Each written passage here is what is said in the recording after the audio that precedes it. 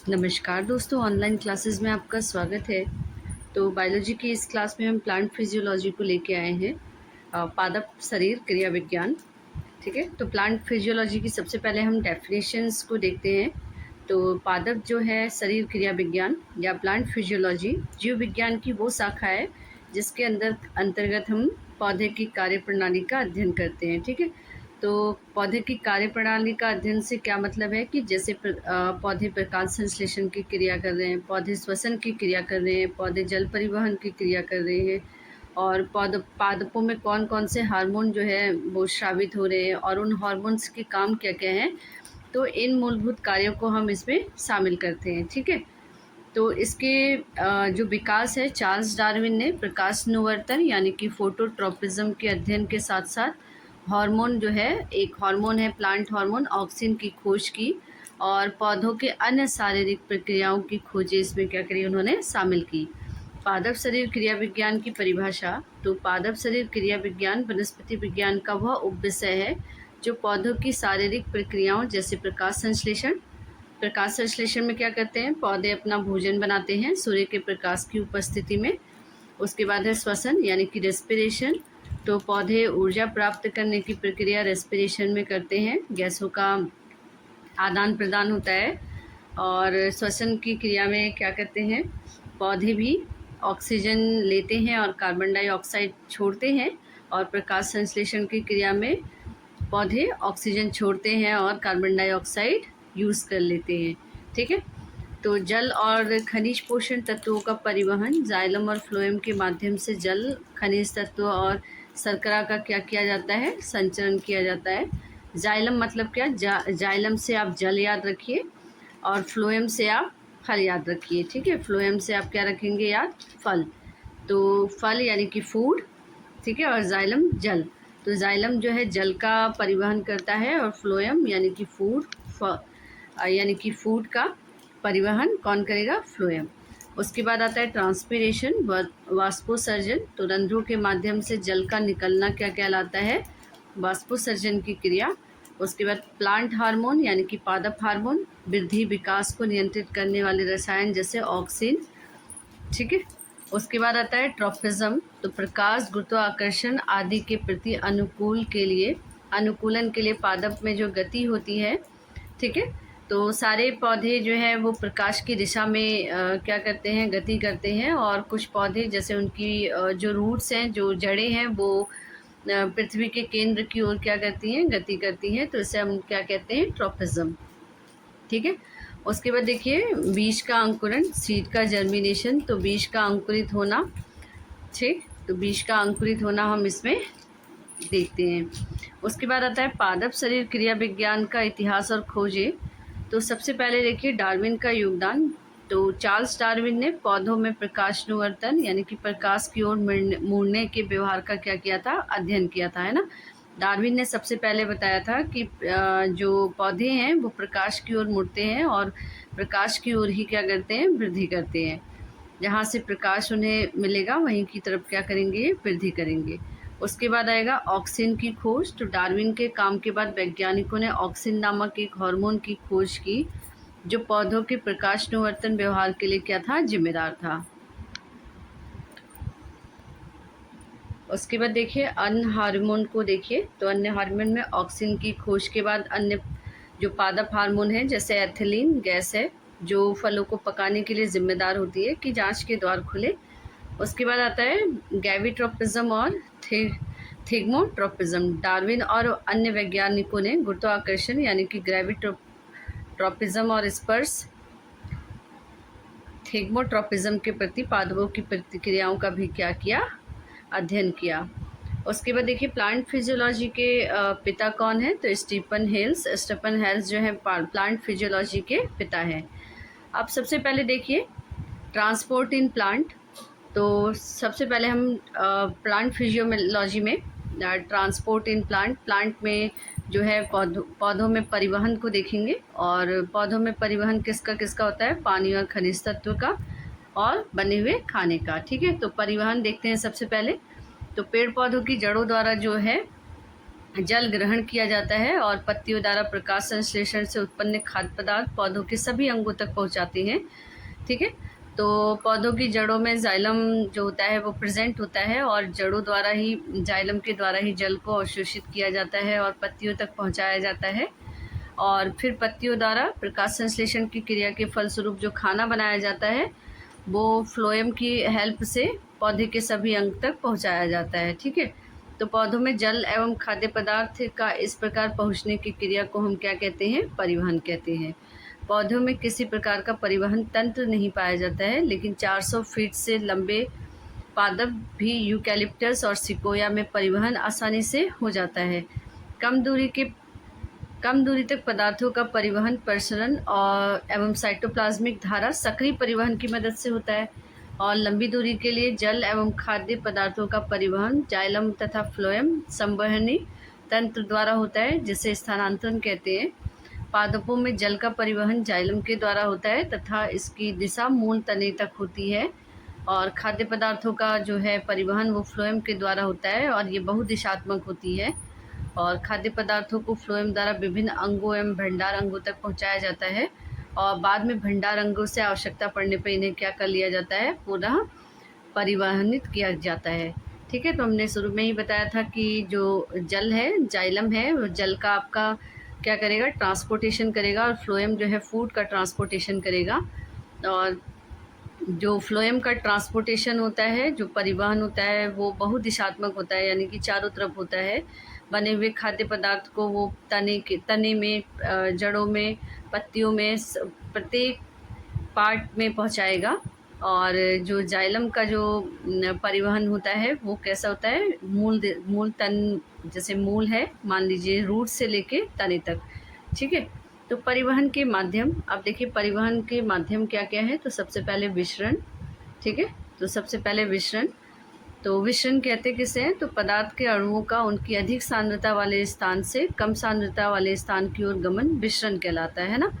जब तक दोनों स्थानों की सांद्रता समान न हो जाए यह क्रिया चलती रहती है। पौधों में विसरण द्वारा निष्क्रिय परिवहन होता है तथा यह कोशिका से दूसरी कोशिका तक कम दूरी तक होता है। विसरण एक धीमी प्रक्रिया है जिसमें ऊर्जा का व्यय नहीं होता है, और गैसों का विसरण द्रव अथवा ठोस से अधिक होता है। ठीक है, तो विसरण क्या होगा? अधिक सांद्रता से कम सांद्रता की ओर ये क्या करेंगे? गमन करेंगे, है ना। जब अधिक सांद्रता से कम सांद्रता की ओर जो है अणुओं का गमन होगा। अब विसरण दाब क्या होगा देखते हैं। विसरित होने वाले पदार्थों के अणुओं की गति के कारण उत्पन्न दाब को हम क्या कहते हैं? विसरण दाब कहते हैं।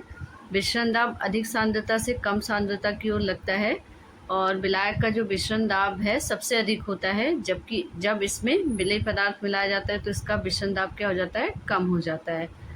अब विसरण को प्रभावित करने वाले कारक कौन कौन से हैं?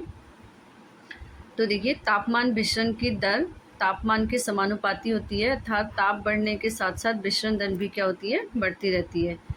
अब घनत्व विसरण दर विसरित होने पर पदार्थ के घनत्व के वर्गमूल के व्युत्क्रमानुपाती होता है, अर्थात पदार्थ के अणुओं का आकार बढ़ने पर विसरण दर क्या हो जाता है? कम हो जाती है। ताप जो है विसरण दर के समानुपाती होता है, और मध्यम सघन माध्यम में विसरण दर कम, जबकि विरल माध्यम में विसरण दर जो होता है वो क्या होता है? अधिक होता है। अब विसरण का जो महत्व है वो कहाँ है? देखिए, प्रकाश संश्लेषण श्वसन के दौरान गैसों का आदान प्रदान विसरण के द्वारा होता है। पौधों में खाद्य पदार्थों का संवहन पत्तियों की जड़ों तक जो है खाद्य पदार्थों का जो संवहन है वो पत्तियों से लेकर जड़ों तक विसरण की मदद से होता है। पादप जो हार्मोन है उनका वितरण भी विसरण के माध्यम से होता है। वाष्पोत्सर्जन की क्रिया भी विसरण पे आधारित है ना। खनिज लवणों का अवशोषण आंशिक रूप से विसरण द्वारा होता है, और प्राशरण एवं अंतःचूषण भी विसरण पे आधारित होती है। उसके बाद आता है सुसाध्य विसरण, यानी कि फैसिलिटेड डिफ्यूज़न। तो जो विसरण की दर है पदार्थों के आकार पर निर्भर करती है, यानी कि लघु पदार्थ में जो है तेज गति से विसरण होता है, और किसी पदार्थ का अंश या आधा भाग मॉसिटी यदि जलरागी है तो वो झिल्ली के आर पार कठिनाई से गुजरता है। इन पदार्थों की गति सुगम बनाने के लिए झिल्ली के प्रोटीन स्थान उपलब्ध करा के विसरण करते हैं, जिसे सुसाध्य विसरण कहते हैं। तो जो विसरण दर है पदार्थों के आकार पर निर्भर करती है। अगर पदार्थ छोटे हैं तो विसरण दर आसानी से हो जाएगा, लेकिन अगर पदार्थ बड़े हैं तो विसरण की जो क्रिया है वो बहुत धीरे होगी। ठीक है। और इसकी सुगमता बनाने के लिए झिल्ली में क्या कर देते हैं, झिल्ली के जो है उसमें प्रोटीन का स्थान उपलब्ध करा देते हैं, है ना। उसके बाद आता है ऑस्मोसिस।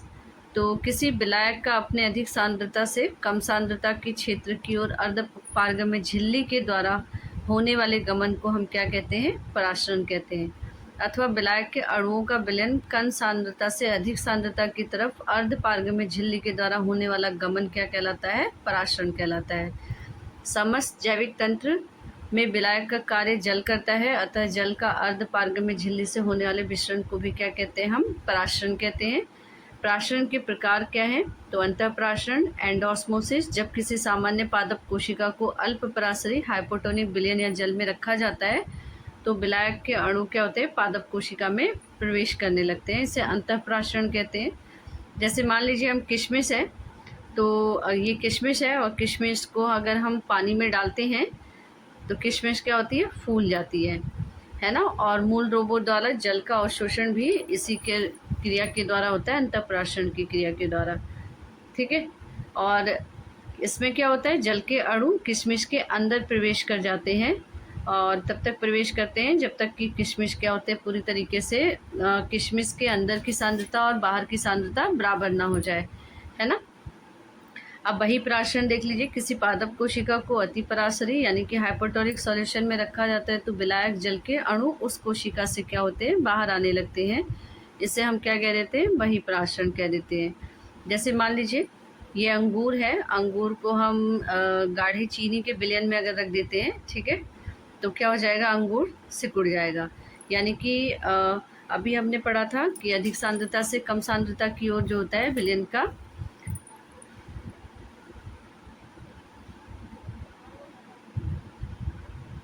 ठीक है, विलयन का क्या, अणुओं का क्या होता है, गमन होता है। तो अब क्या होगा, देखिए इधर जो जार है उसमें पानी है और चीनी का घोल है। तो अंगूर को अगर हम चीनी के घोल में रखेंगे तो अंगूर के अंदर अभी पानी की मात्रा ज़्यादा है। अब यहाँ चीनी के घोल में रखेंगे तो पानी क्या करेगा, बाहर की तरफ जाने लगेगा, जिससे क्या हो जाएगा, अंगूर सिकुड़ जाएगा। तो प्राशरण का महत्व, जड़ों द्वारा जल का अवशोषण होता है और इसके द्वारा कुछ घुलित खनिज लवणों का आंशिक अवशोषण होता है। कोशिकाओं के मध्य में जल का संवहन होता है। रंध्रों का खुलना एवं बंद होना प्राशरण के द्वारा होता है। बीजाणु धानियों का स्फुटन, पौधों में स्फीति गतियों का होना, पत्ती, पुष्प, फल आदि को निश्चित आकृति प्रदान करना स्फीति दाब के कारण, और फलों तथा बीजों का प्रकीर्णन। तो जो रंध्र हैं, जो स्टोमेटास हैं, उनका खुलना और बंद होना भी किस पे आधारित है, तो प्राशरण की क्रिया के द्वारा होता है। ठीक है। बीजाणु धानियों का स्फुटन प्राशरण की क्रिया के द्वारा होता है। फलों तथा बीजों का प्रकीर्णन भी प्राशरण प्रक्रिया के द्वारा होता है। उसके बाद आता है जीव द्रव्य कुंजन, प्लाज्मोलाइसिस।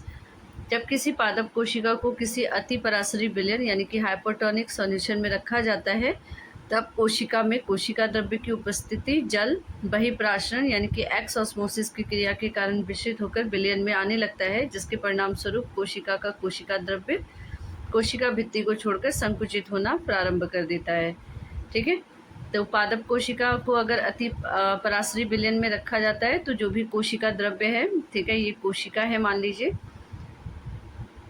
ये कोशिका है, ठीक है, तो ये इसका न्यूक्लियस हो गया और ये इसका फूड वैक्यूल हो गया। तो अगर हम इसे क्या करेंगे, अगर इसे हम जल में रख देते हैं तो क्या कोशिका का जल जो अति पराशरी विलयन में अगर हम इसको रख देते हैं, मान लीजिए अति पराशरी विलयन है, उसमें अगर रख देंगे तो कोशिका क्या हो जाएगी, सिकुड़ के छोटी हो जाएगी। ठीक है, क्योंकि कोशिका का जल जो है वो कहाँ आने लगेगा, बाहर की तरफ आने लगेगा। ठीक है, और कोशिका सिकुड़ के क्या हो जाएगी, छोटी हो जाएगी। इस क्रिया को जीव द्रव्य कुंचन यानी कि प्लाज्मोलाइसिस कहते हैं। सामान्यतः जीव द्रव्य कुंचित कोशिका में कोशिका भित्ति तथा संकुचित जीव द्रव्य के माध्यम रिक्त स्थान में बाहर का अति पराशरी विलयन भरा रहता है। ठीक है। अब देखिए अंतःशोषण। तो अंतःशोषण एक भौतिक प्रक्रिया है, फिजिकल प्रोसेस है, और यह एक विशेष प्रकार का मिश्रण है जिसमें ठोस या अर्धठोस कार्बनिक पदार्थ जल या नमी का अवशोषण करके क्या हो जाते हैं, फूल जाते हैं, अंतःशोषण कहलाती है। ऐसे पदार्थ जिसमें यह क्रिया होती है अंतःचूसक इम्बिबेंट कहलाते हैं, और ये पदार्थ क्या होते हैं, जल स्नेही होते हैं, हाइड्रोफिलिक होते हैं। ठीक है, तो ये एक ऐसी भौतिक प्रक्रिया है, यानी कि फिजिकल प्रोसेस है, जो ठोस या अर्धठोस कार्बनिक पदार्थों में को अगर जल या नमी में रखा जाता है तो अवशोषण करके क्या हो जाते हैं, फूल जाते हैं ना। इसमें हमने किशमिश का एग्जाम्पल दिया था। तो किशमिश को अगर पानी में भिगाते हैं तो वो क्या होती है, फूल जाती है, यानी कि किशमिश के अंदर के जो विलयन है वो बाहर की ओर क्या करने लगते हैं, गति करने लगते हैं।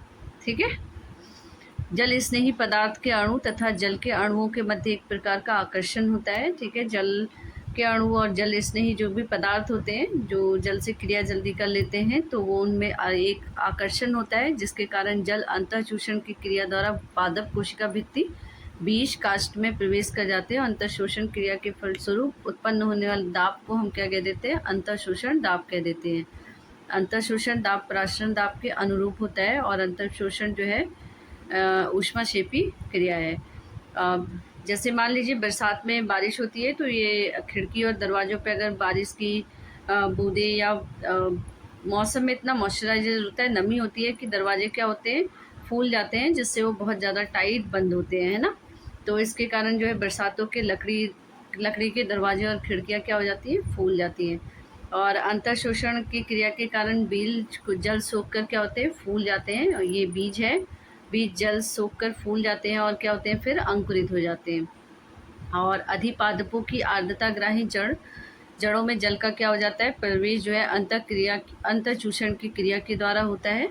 शुष्क फलों तथा बीजाणुधारियों का स्फुटन इसी क्रिया के द्वारा होता है, और ये क्रिया पत्थरों की बड़ी चट्टानों को तोड़ने में क्या होती है, सहायक होती है। अब देखिए लंबी दूरी तक जल का परिवहन, वाटर एब्जॉर्प्शन इन प्लांट। ठीक है, तो देखते हैं जल का अवशोषण एक महत्वपूर्ण जैविक क्रिया है जो पादपों की जड़ों द्वारा किया जाता है। मूल के अग्रभाग में स्थित मूल रोमों के द्वारा जल का अवशोषण होता है। मूल रोम एक कोशिकी तथा एक केंद्र की संरचना है जिसकी बाहर भित्ति पैक्टीन की बनी होती है। पैक्टीन जलरागी प्रकृति का होने के कारण जल का अवशोषण के लिए अधिक स्थान उपलब्ध कराता है। पादपों में जल का पथ, मूल रोम से जड़ को जल की आंतरिक स्तर पर पहुंचाने के लिए पौधों में दो पथ पाए जाते हैं, एपोप्लास्ट और सिम्प्लास्ट।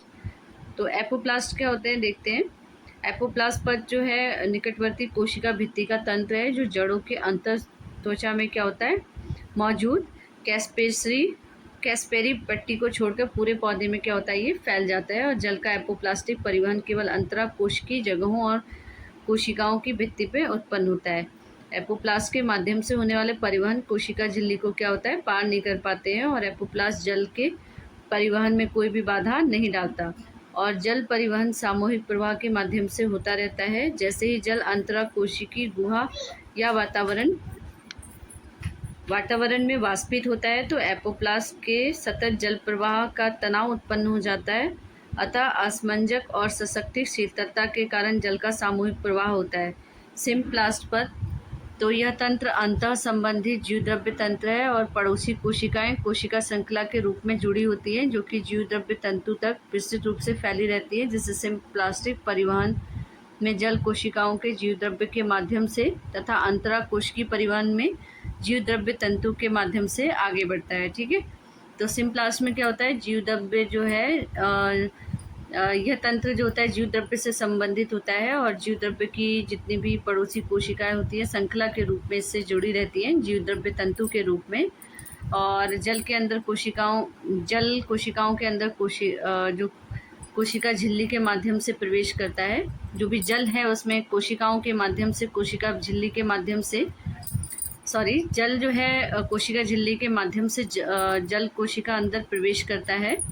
ठीक है, कोशिका के अंदर प्रवेश करता है, और इस प्रकार परिवहन अपेक्षाकृत क्या हो जाता है, धीमा हो जाता है। सिम्प्लास्टिक परिवहन में कोशिका द्रव्य परिवहन जो है सहायता करता है। कोशिका जो द्रव्य परिवहन होता है वो हाइड्रेला की पत्ती की कोशिका में जा सकता है। क्लोरोप्लास्ट का परिवहन प्रवाह के कारण आसानी से दिखाई पड़ सकता है। अब जल अवशोषण की क्रियाविधि। तो रैनर ने सर्वप्रथम अवशोषण के बारे में समझाया था तथा क्रैमर ने इस क्रिया का विस्तारपूर्वक अध्ययन किया था। जल अवशोषण दो प्रकार का होता है, सक्रिय जल अवशोषण, एक्टिव एब्जॉर्प्शन ऑफ वाटर। इस प्रकार का अवशोषण मृदा में पर्याप्त जल की मात्रा उपलब्ध होने पर तथा कम वाष्पोत्सर्जन की अवस्था में होता है। इससे जड़ें अधिक सक्रिय रूप से कार्य करती हैं अर्थात जल का अवशोषण जड़ों द्वारा होता है, जिससे उपापचयी ऊर्जा सहायक होती है। जल का सक्रिय अवशोषण निम्न दो विधियों द्वारा होता है। प्राशरण द्वारा जल का अवशोषण। इस सिद्धांत के अनुसार मूल रोमों की कोशिका भित्ति पारगम्य झिल्ली की तरह कार्य करती है, जबकि कोशिका द्रव्य झिल्ली एक विभेदी पारगम्य झिल्ली की तरह। इस कोशिका द्रव्य झिल्ली द्वारा कोशिका का रस या ऋतिका रस मृदा विलयन से अलग रहता है और मृदा विलयन का प्राशरण लगभग 1 एटम तथा मूल रोम की ऋतिका का प्राशरण दाब प्राय 2 एटम, परंतु कोशिका रस का ओपी प्राय 3 से 8 एटम तक होता है। सर्वप्रथम मूल रोम भित्ति मृदा विलयन के से जल का अवशोषण करती है। मृदा विलयन जल के प्राशरण दाब द्वारा मूल प्राशरण में दाब से कम होता है। ठीक है, मृदा जो विलयन है उसका जल प्राशरण जो है वो मूल दाब का जो मूल प्राशरण दाब है उससे क्या होगा, कम होगा, अर्थात मृदा विलयन जल की मिश्रण दाब न्यूनता कम और मूल रोमों के कोशिका रस की डीपीडी अधिक होती है। फलस्वरूप जल प्राशरण के कारण मूल रोम रूट हेयर में प्रवेश कर जाता है और अतः मूल रोम क्या हो जाते हैं, स्फीति हो जाती है तथा इनके कारण प्राशरण दाब जो होता है वो क्या हो जाता है, कम हो जाता है। जब मूल रोमों के पास स्थित मृदा कोशिका जल मूल रोमों द्वारा ले लिया जाता है तो दूर स्थित कोशिका जल मूल रोम के पास आ जाते हैं। मूल रोम का प्राशरण दाब कम होने पर स्फीति दाब क्या होता है, मूल रोम के आगे की ओर स्थित कोशिका की डीपीडी बढ़ जाती है। इस कारण जल मूल रोम से आगे स्थित कोशिका में चला जाता है। इस प्रकार जल बलकुट की कोशिकाओं में प्रवेश करता है तथा अंत में अंतः त्वचा एंडोडर्मिस की मार्ग कोशिकाओं से होता हुआ जाइलम वाहिका में पहुंचता है। इन जाइलम कोशिकाओं में प्राशरण दाब द्वारा चूषण दाब के समान कार्य करता है। इस प्रकार मूल रोम से जाइलम तक विसरण दाब न्यूनता प्रवणता यानी कि gradient of diffusion pressure defect ही मृदा के जाइलम तक की गति को निर्धारित करता है। ठीक है, ये जाइलम है, फ्लोएम, तो ये मृदा कण है, यहाँ से मूल रोम है। मूल रोम की मदद से पानी जो होता है वो एपिब्लोमा और बलकुट और अंतःचर्म से होता हुआ कहाँ पहुँचता है, जाइलम के पास पहुँचता है और फिर जाइलम द्वारा जो है पूरे शरीर में पत्तियों तक जल ले जाया जाता है। ठीक है, ये देखिए डायग्राम को अच्छे से देख लीजिए। उसके बाद प्राशरण विहीन जल अवशोषण। इस सिद्धांत के अनुसार जड़ों में होने वाली उपापचयी क्रियाओं से उत्पन्न ऊर्जा द्वारा जल का अवशोषण होता है। ठीक है, तो जड़ों द्वारा जो भी उपापचयी क्रियाएं उत्पन्न होती है उससे जल का अवशोषण होता है। ठीक है, और जलों की वलकुट कोशिकाएं श्वसन द्वारा उत्पादित ऊर्जा का उपयोग करके जल को मृदा विदलन से खींचकर दूसरी ओर जाइलम में पहुंचाती है और यह एक पंप के समान क्रिया होती है। इस क्रिया पर पौधे प्रवाह तंत्रों में कोई प्रभाव नहीं पड़ता तथा यह क्रिया विसरण के नियमों का विरोध करती है और यह क्रिया केवल धीमी गति के वाष्पोत्सर्जन कर रहे पौधों की कुछ विशेष अवस्थाओं में ही पाया जाता है। निष्क्रिय जल अवशोषण, पैसिव एब्जॉर्प्शन ऑफ वाटर। इस प्रकार का अवशोषण पौधों के वायवीय अंगों में हो रही तेज वाष्पोत्सर्जन की क्रिया के कारण होता है तथा मूल कोशिका इस क्रिया में निष्क्रिय रहती है। वाष्पोत्सर्जन की क्रिया के कारण जब जल वाष्पित होकर निकलता है तो इन कोशिकाओं में जल के विसरण दाब न्यूनता बढ़ जाती है। फलस्वरूप एक ऋणात्मक तनाव उत्पन्न होता है। इस तनाव को हम चूषण दाब या वाष्पोत्सर्जन कहते हैं। इस दाब या कर्षण के फलस्वरूप पर्ण में जाइलम जड़ों की जाइलम तक जल का अनवरत स्तंभ स्थापित हो जाता है और इसी के परिणाम स्वरूप जल का निष्क्रिय अवशोषण होता है।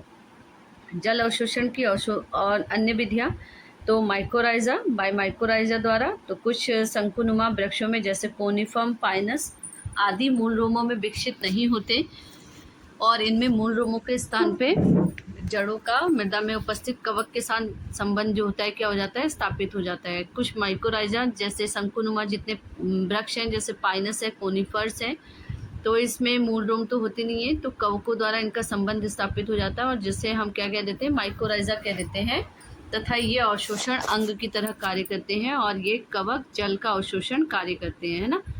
फिर बेलामेन द्वारा, बाय बेलामेन टिश्यू या उतक अधिपादी पादपी पौधों जैसे एपिफाइट जैसे ऑर्किड और एस्पैरेगस आदि में पाया जाता है। यह ऊतक स्पंजी तथा कई कोशिका मोटा होता है जो वायु की नमी, ओस, वर्षा आदि जल को क्या कर लेता है, ये अवशोषित कर लेता है। उसके बाद मूलदाब सिद्धांत। सर्वप्रथम स्टीफन हेल्स ने 1727 में मूलदाब शब्द का उपयोग किया। इसके अनुसार पौधों की मूल में उपापचयी क्रियाओं के दौरान उत्पन्न दाब को हम क्या कहते हैं, मूलदाब कहते हैं। यह सर्वप्रथम प्रिस्टले ने दिया था और वाइट में इसका समर्थन किया। प्रिस्टले के अनुसार पौधे के तने जब आधार के समीप काट दिया जाता है तो भी जल रिसकर निकलता है और यह रिसाव जिसके श्रावण एक्सुडेशन कहते हैं केवल मूल दाब द्वारा ही हो सकता है, क्योंकि आधार से काटकर सभी वायवीय बल समाप्त कर दिए गए हैं। मूल दाब मुख्यतः जड़ों में उपस्थित जीवित कोशिका पर बन रही विसरण दाब की प्रवणता के कारण बनता है और मृदा में अवशोषित जल वलकुट में एकत्रित होने वाली कोशिकाएं स्फीति हो जाती हैं, टर्जित हो जाती हैं और इसमें भरे द्रव का दबाव डालती हैं। इसके कारण यह जल वाहिकाओं में प्रवेश करता है परंतु वह वहां से लौट नहीं सकता, अतः एकत्रित हुआ जल तने में चढ़ता है और इसे हम कहते हैं ये भौतिक बल सिद्धांत।